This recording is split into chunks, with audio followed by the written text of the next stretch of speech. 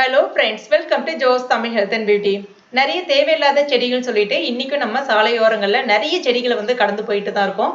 ஆனா ஒவ்வொரு செடியிலுமே ஒவ்வொரு மருத்துவ குணங்கள் இருக்குன்னு சொல்லிட்டு இன்னைக்கும் நிறைய பேருக்கு தெரியாத விஷயமா இருக்கு. வெள்ளை முடியை கருமையாக்குறதுல இருந்து சின்ன வெட்டு காயத்துல இருந்து புற்றுநோயை வரைக்கும் சரி செய்யக்கூடிய எல்லா மருத்துவ குணங்களுமே இந்த செடிக்கு உண்டு. இது பேர் பாத்தீங்கன்னா மூக்குத்தி பச்சை இலை அப்படின்னு சொல்லுவாங்க. இல்லைன்னா தாத்தா செடி அப்படின்னு சொல்லுவாங்க. இல்லைன்னா வெட்டுக்காய பூண்டுன்னு சொல்லுவாங்க. இது ஒவ்வொருத்தரும் ஒவ்வொரு அதாவது ஊருக்கு ஏற்றவாறு அதனுடைய பெயரை சொல்லி அழைப்பாங்க. இந்த செடி எப்படி இருக்கும் அப்படின்னு பாத்தீங்கன்னா இந்த மாதிரி தான் இருக்கும். அதனுடைய பூக்கள் சட்டுன்னு அந்த இலையோடய ஒட்டி பூக்காது. நல்ல நீண்ட காம்பு போல சின்ன சின்ன வெள்ளை இதழ் போல வரும். அதுக்கப்புறம் நடுவுல மஞ்சள் கலர்ல பூ இருக்கும். ரொம்ப ஈஸியா இந்த செடி அடையாளம் காணலாம்.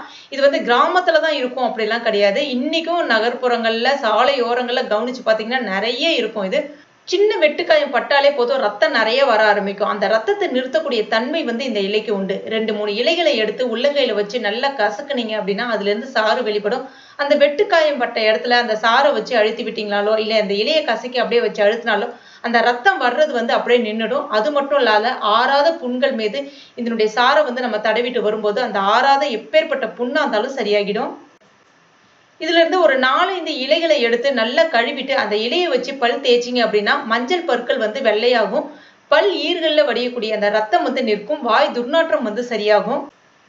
இந்த மூக்குத்தி பூவினுடைய ஒரு 10 இலைகள் எடுத்துட்டு நல்லா கழுவிட்டு ஒரு கிளாஸ் தண்ணியில நல்லா கொதிக்க விட்டு 3/4 கிளாஸ் ஆகுற அளவுக்கு எடுத்துக்கங்க.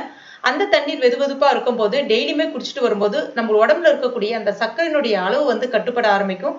அது மட்டும் இல்லாம புற்றுநோய் செல்களை எதிர்த்து போராடக்கூடிய தன்மை இந்த இலைக்கு உண்டு. அது மட்டும் இல்லாம இன்னைக்கு நிறைய பேர் இளநரை பிரச்சனையால அவஸ்தைப்படுறாங்க. இல்லைன்னா ஒரு 30-35 வயதை தாண்டறதுக்கு முன்னாடியே முதுநரையும் வர ஆரம்பிச்சிடுது. இந்த முதுநரையை தடுக்கக்கூடிய தன்மையும் இதற்கு உண்டு. ஒரு கைப்பிடி அளவுக்கு மூக்குத்தி பச்சை இலை, ஒரு கைப்பிடி அளவுக்கு வெள்ளை கரிசலாங்கண்ணி இலை கீரை கடைகளை கேளுங்க கிடைக்கும்.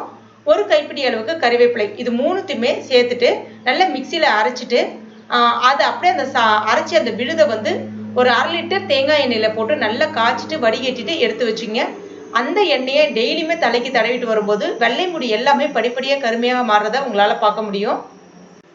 இது வெட்டு காயங்களுக்கு மட்டும் இல்லாம தீக்காயங்களுக்கும் நல்ல ஒரு தீர்வை கொடுக்கும். தீக்காயம் பட்டுடுச்சு இல்ல ஏற்கனவே தீப்புண் ஆறாம இருக்கு இல்ல தழும்பு மறையாம இருக்குன்னா இதனுடைய சாற்றை தடவிட்டு வரும்பொழுது அந்த தீப்புண் எல்லாமே மறைய ஆரம்பிக்கும். தழும்புகள் இல்லாம முக்கியமா மறைய ஆரம்பிக்கும்.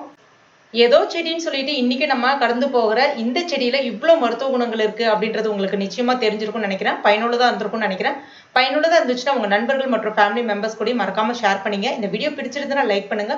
மேலும் இது போன்ற பயனுள்ள குறிப்புகளுக்கு நம்ம சேனல் இது வரைக்கும் நீங்க சப்ஸ்கிரைப் பண்ணாத நண்பர்கள் உடனே சப்ஸ்கிரைப் பண்ணீங்க. கூடவே மறக்காம அந்த பெல் நோட்டிபிகேஷன் சிம்பிளை பிரஸ் பண்ணீங்க. தேங்க்யூ.